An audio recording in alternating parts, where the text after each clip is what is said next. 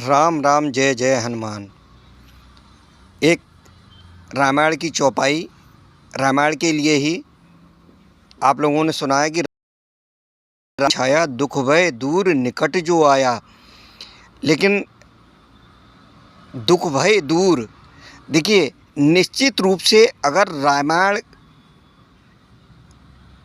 में क्या लिखा है, रामायण को पढ़ तो लेते हैं लेकिन क्या लिखा है, वास्तविकता में क्या लिखा है, वो सब समझने के लिए अगर आप समझ लेते हैं पूरी रामायण को कि इसमें ये वर्णन किया है, बहुत ही सुंदर वर्णन है। अगर आप उसको पूरा सुनेंगे और अर्थ सहित सुने, अर्थ सहित पढ़ें या सुने, देखिए पढ़ने के लिए, क्योंकि वो पावन ग्रंथ है, पावन ग्रंथ को पढ़ा जाए तो वो प्रातःकाल की बेला में ही पढ़ा जाए, या 24 घंटे का जो अखंड पाठ होता है उसकी बात अलग होती है। 24 घंटे का जो अखंड पाठ होता है उसको सिर्फ चौपाई, श्लोक, दोहे वगैरह पढ़े जाते हैं और उसका समझ में कुछ आता नहीं है। एक बार आप अपने जीवन में पूरा उसको समझ करके उतार के देखिए, 100% आपके दुख दर्द दूर होंगे, पूरी गारंटी के साथ। ये प्रभु पर भरोसा रख करके मैं कह रहा हूँ, 100% दुख दूर होंगे। अब उसके लिए करना क्या है? करना ये है कि हमने कहीं से कुछ प्रेरणा मिली और उस प्रेरणा के द्वारा रामायण के लिए इस तरीके से पढ़ा है कि हर कोई उसको आसानी से सुन भी सके। रोज़ाना उस रामायण को दोहा, चौपाई, श्लोक, छंद, सोरठा जो भी होते हैं उन सबको पढ़ते हैं और पढ़ करके उनका पूरा अर्थ, तो वो अर्थ सहित आप उसको सुनते रहेंगे। उनमें जो भी प्रतिदिन पढ़ते हैं उसको एक वीडियो बना करके उसमें हर एक वीडियो पर भाग संख्या लिखी हुई है, भाग 1, भाग 2, भाग 3, भाग 4, भाग 5, इस तरीके से सैकड़ों भाग उसके होंगे। अभी आप उसको शुरू करना हो तो उसके लिए शुरू करना हो नहीं, बल्कि आपको मन को शांति पहुंचाना हो, अपने दुखों से निपटारा पाना हो, 100% दुख मिटेंगे। एक बार अपना लक्ष्य बना करके देखिए। सिर्फ ये नहीं कि आलोचना करने से या उससे कुछ नहीं होगा, ठीक है ना। आपसे हमें कुछ लेना है ना कुछ देना है।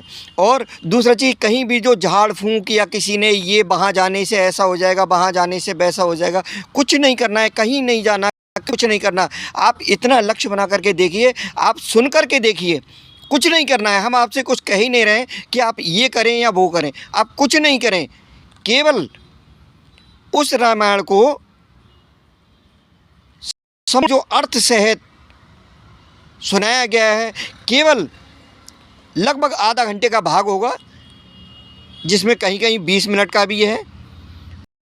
उसको आराम से सुन सकते हैं। जिस दिन ज़्यादा रोचक हो गया है उस दिन वो 40 मिनट के लगभग का भी है। कुल मिलाकर के लगभग आधा घंटे का एक भाग होगा और उसको आप निरंतर सुनते रह करके देखिए, 101%,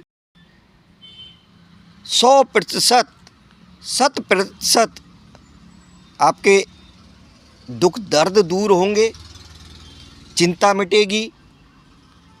और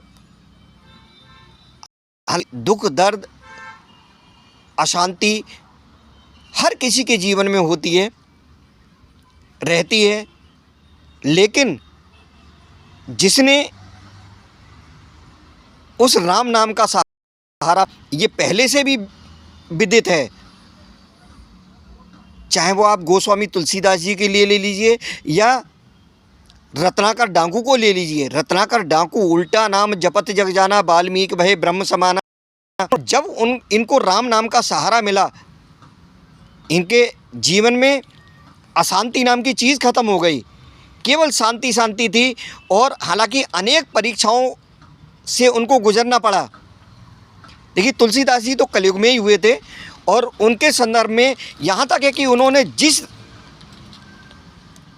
ग्रंथ की रचना की, उस ग्रंथ पर स्वयं, हालांकि वो पेज आपको हमको ना मिलेंगे, ना उस पे वो साइन किए हुए। स्वयं भगवान भोलेनाथ ने उस पे हस्ताक्षर किए हैं। और बहुत सी तुलसीदास जी के संबंध में आपने सुना होगा, ये कलयुग की घटनाएं हैं, कोई मैं त्रेता युग या द्वापर युग की नहीं बता रहा हूँ, क्योंकि संवत 1631 में तो उन्होंने इसकी रचना शुरू की थी।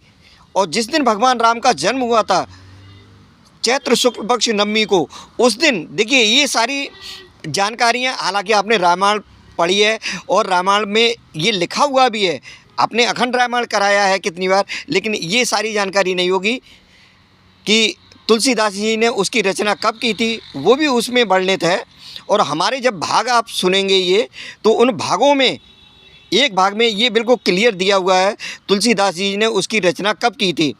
संवत 1631 रामनवमी वाले दिन, यानी चैत्र शुक्ल पक्ष नवमी को, जिस दिन भगवान राम का जन्म हुआ था, उस दिन इस ग्रंथ की रचना शुरू की थी। और ये लगभग 2 वर्ष में जाकर के 2 वर्ष से अधिक का समय लगा था। ये पूरा ग्रंथ उन्होंने रच करके रखा था, और वो स्वयं नहीं रचा था, उसमें भगवान भोलेनाथ और महावीर हनुमान ने प्रत्यक्ष कई बार तुलसीदास जी को दर्शन दिए थे। ये जो मुझसे भी पुराने लोग हैं, मेरी उम्र के लोग हैं, और जो बच्चे इन सब में रुचि रखते हैं, उनको अच्छी तरह से ज्ञान होगा। उन्होंने ये कहानी सुनी भी होगी तुलसीदास जी की, कि तुलसीदास जी की रामायण की जब परीक्षा हुई थी, जो उन्होंने रामायण लिखी है, तो आप समझिए चोरों ने चुराने की कोशिश की उसकी। स्वयं 4 बच्चे धनुष लिए हुए खड़े दिखाई दिए, जिनमें राम लक्ष्मण मौजूद थे। और इस तरीके की और भी बहुत सी चीज़ें उस जीवन परिचय में हमने पढ़ी हैं, सुनी हैं, कि तिलक देत रघुवीर, ये भी अच्छे से आपने सुना होगा। स्वयं भगवान राम ने बाल रूप में आकर के वो चंदन को घिस रहे थे, गोस्वामी तुलसीदास जी, और प्रभु श्री राम ने उनको वो चंदन देते रहे उठा करके। स्वयं तिलक के लिए जो चंदन घिसा जाता है, उस चंदन के लिए तिलक देत रघुवीर, ये आपने सुना है। और उसी रामचरित को, जिस रामचरित के लिए इतनी सब परीक्षाएं हुई, हमारी और आपकी क्या परीक्षा होगी। हमसे पहले इन महान पुरुषों ने बहुत परीक्षाओं को झेला है, और निश्चित रूप से मैं कह रहा हूँ कि जैसे उनका जीवन बदला, वो क्या थे और क्या हो गए। महर्षि वाल्मीकि, उल्टा नाम जपत जगदाना, वाल्मीकि भय ब्रह्म समाना। उल्टा नाम क्यों जपा? क्योंकि उनके कर्म इतने खराब थे। जिस समय राम नाम का सहारा लिया, उस समय जब उनके कर्म सुधरे हैं, तो उनसे नाम भी नहीं सीधा लिया जा रहा था। नाम उन्होंने भले ही चाहे उल्टा सीधा लिया, कैसा भी लिया, लेकिन इतना था कि उनका ध्यान प्रभु के उसमें हो गया था। और जब प्रभु चरणों में उनका ध्यान हो गया, तो उन्होंने उल्टा नाम जपते जपते भी वो ब्रह्म के समान हो गए, भगवान समान हो गए। भगवान वाल्मीकि भी कहा जाता है उनको। तो देखिए, कुछ नहीं करो आप, एक तन की भी ज़रूरत नहीं है, तन मन धन की तो बिल्कुल ही ज़रूरत नहीं है। थोड़ा सा तन और मन तो हो भी सकता है, ठीक है। तन और मन की तो ज़रूरत है, और तन की भी इतनी ज़्यादा ज़रूरत नहीं है, सिर्फ मन की ज़रूरत है।